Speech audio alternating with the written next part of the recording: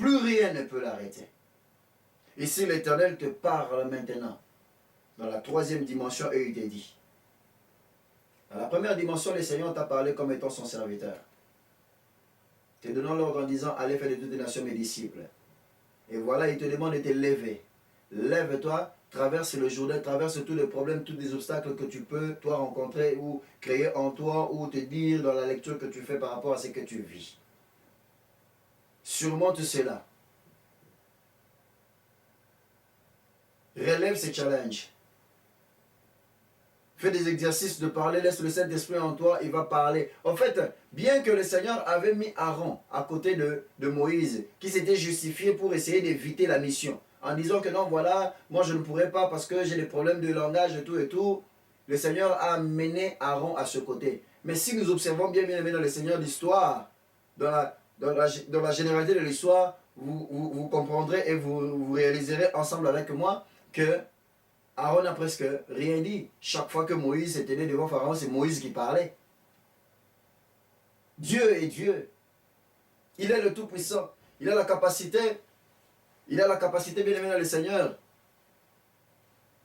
de relever en toi des failles.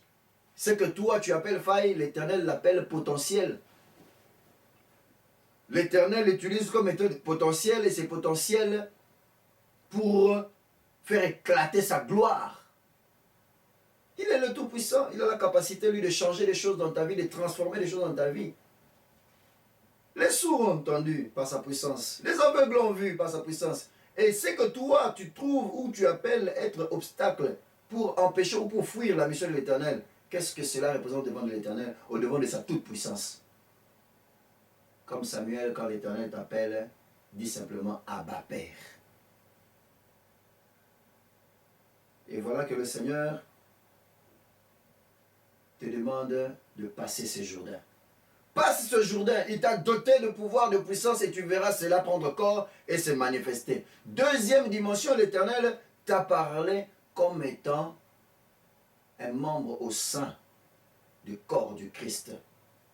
Ayant au devant de toi un responsable, au devant de toi un guide. Dieu, par lui, opère des choses. Et Dieu a honoré la personne qu'il a mis au devant de toi pour te faire savoir que cette personne au devant de l'Éternel est comptée parmi les justes. Parce que le Seigneur dit Moïse, mon serviteur. Il appelle ce pasteur son serviteur. Il appelle ton évangéliste son serviteur. Et si tu es convaincu que c'est le serviteur de Dieu, que Dieu l'a placé au devant de toi pour t'accompagner dans l'accomplissement ou dans la concrétisation de la mission que l'Éternel t'a donnée, alors c'est que dira cet homme au nom de Yeshua Mashiach. Je te prie, bien-aimé dans le Seigneur, de considérer cela et de t'exaucer. Exécute-toi. Exécute-toi quand il te donne des instructions, quand il te donne des lignes, quand il t'appelle à la prière. Sois là, quand il te confie des services et des responsabilités. Applique-toi dignement. La Bible dit ceci. Il dit, afin de réussir dans tout ce que tu entreprendras. Tout ce que tu entreprendras, même dans ta vie physique comme spirituelle, tu réussiras.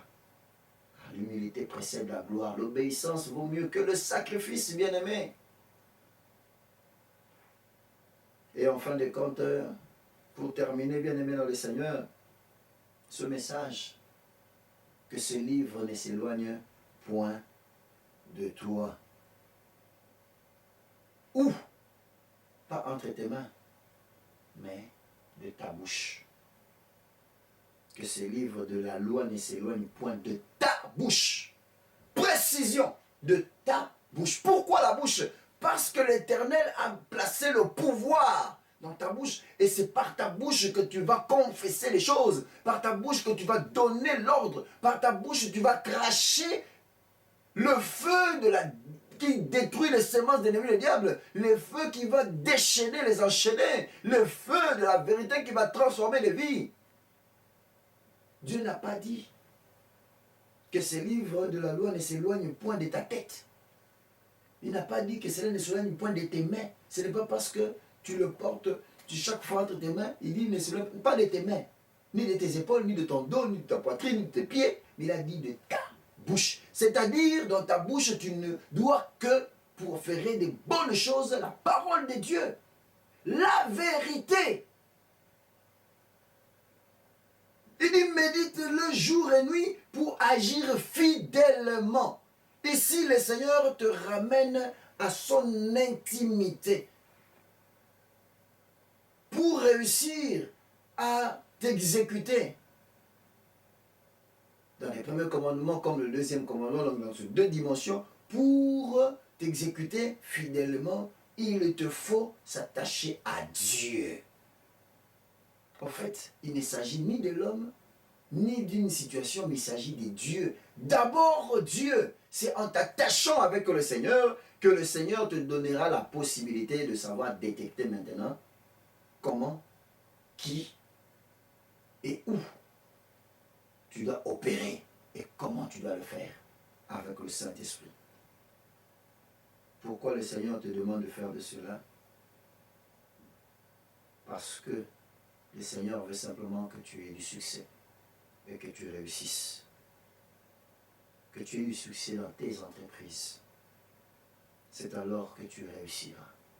Le plan merveilleux de l'Éternel consiste à ce que tu réussisses. Tu réussisses non seulement sur le plan spirituel, mais que tu réussisses dans tout le plan de ta vie. Spirituel comme physique.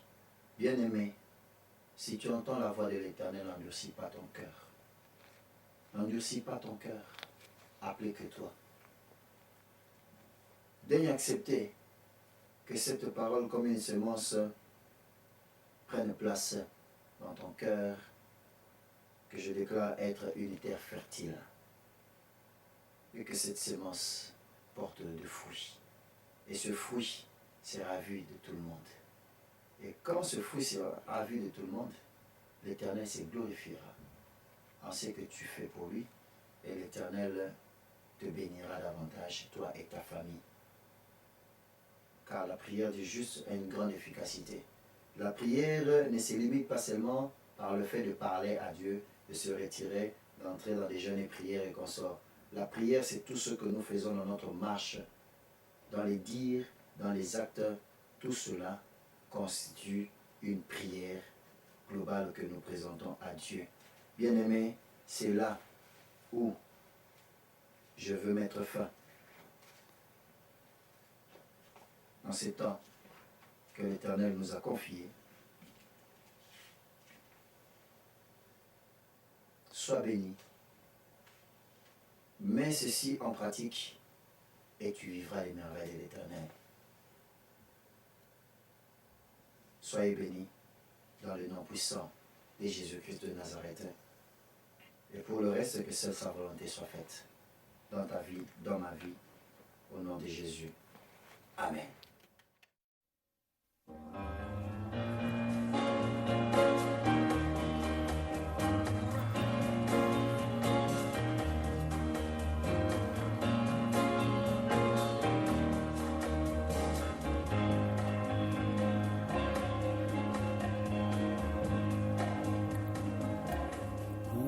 Happy day. Oh, happy day. When Jesus washed. Oh, when he washed. Oh, when he washed. He washed my sins away. Oh, it was a happy day. Oh, happy day. Oh, happy day. Oh, happy day. Oh, happy day. When Jesus walked.